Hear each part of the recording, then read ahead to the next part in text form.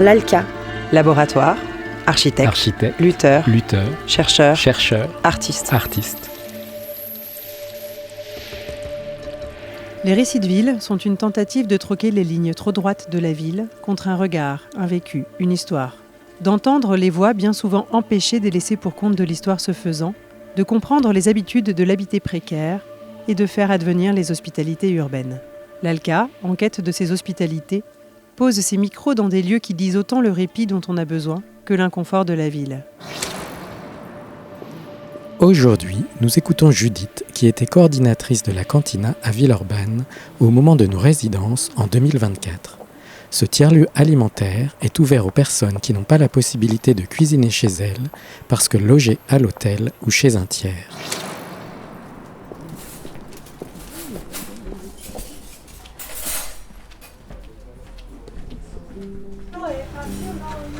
Je m'appelle Judith, je travaille à la Cantina depuis 1 an, depuis l'ouverture et même juste un petit peu avant, parce que j'ai eu la chance d'être là avant que le projet démarre.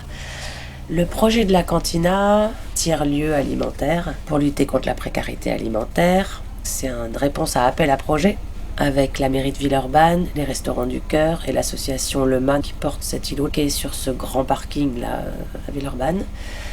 Et donc ça a été d'imaginer un espace qui soit composé de la distribution des Restos du Cœur et de cet îlot, la Cantina, avec des cuisines pour des familles hébergées à l'hôtel ou chez un tiers. Tous les jours, Cellule Hôtel héberge 1000 personnes à l'hôtel sur la métropole de Lyon. Et donc, pour le MA, ça a été de se dire comment, dans des Algécos sur un parking, on crée un endroit qui est sympa, chaleureux, où les gens ont envie de venir, avec cette idée aussi de se dire qu'il y a vraiment un droit au beau. Le beau dans le social, c'est un peu toujours annexe, superflu. Il y a une esthétique du moche dans les permanences sociales, dans les hébergements sociaux. Donc c'est de se dire, il y a le droit au beau, mais aussi de faire vraiment le pari que c'est un outil de travail en fait.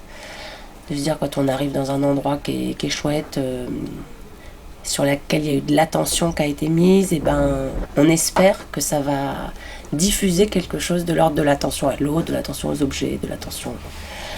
C'est vraiment des sortes de boîtes en fer posées sur un parking. Et en fait, ça fait quand même 3 chouettes cuisines, un espace café, et les gens assez vite, quand ils poussent la porte, et souvent ils disent « Oh, mais en fait, c'est joli !»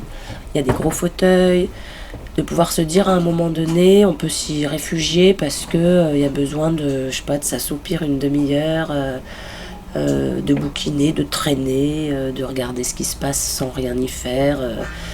Les premières femmes qui sont venues utiliser la buanderie, d'un coup, en fait, elles prenaient un thé, on les servait à table, elles se mettaient dans un petit coin fauteuil, là. Et c'est des lieux dans l'espace urbain, comment il est organisé, où les personnes qu'on accueille, elles n'y ont pas accès, en fait. Elles n'ont pas accès à des espaces un peu silencieux, où ça gueule pas, où il fait pas froid, où c'est joli, où on vous sert. Oui, je pense que l'espace public pour les personnes en grande précarité, il y a peu de... Alors si, il y a les bibliothèques, qui sont encore des espaces où on peut aller se poser. Mais voilà, cet espace café, en tout cas, pour nous, c'est important qu'il puisse avoir cette fonction.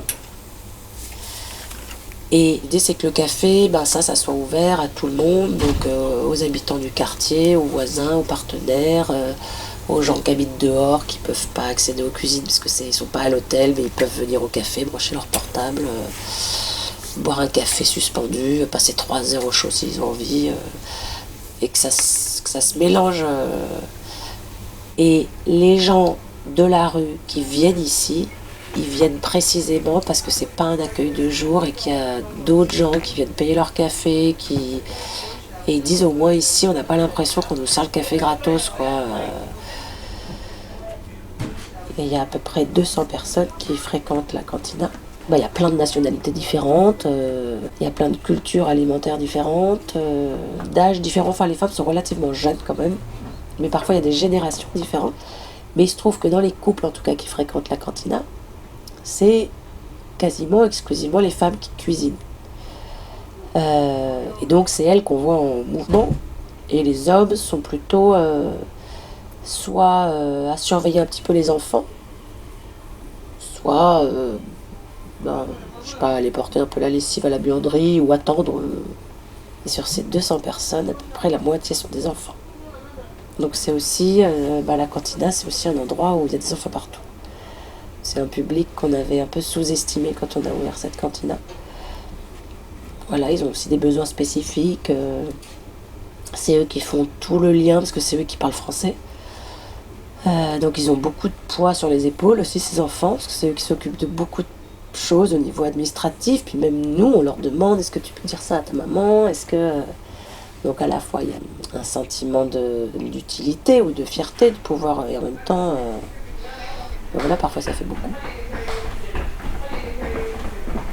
La plupart des femmes qui viennent là ont beaucoup trop à porter corporellement, psychiquement, donc ça déborde. Déjà, elles doivent venir avec les enfants, quand c'est des enfants en bas âge, avec les poussettes, les caddies, et après il faut cuisiner en ayant parfois jusqu'à 5 enfants présents. Donc en gros, soit on s'occupe de la cuisine, soit on s'occupe des enfants, mais on ne peut pas faire les deux en même temps, c'est humainement pas possible.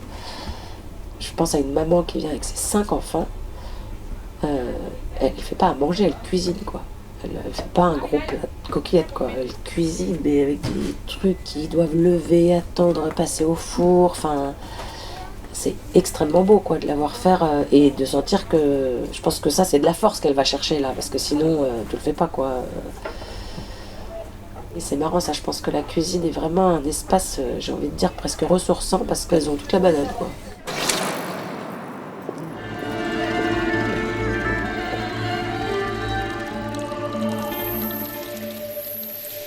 Retrouvez tous les sons sur lalka.org.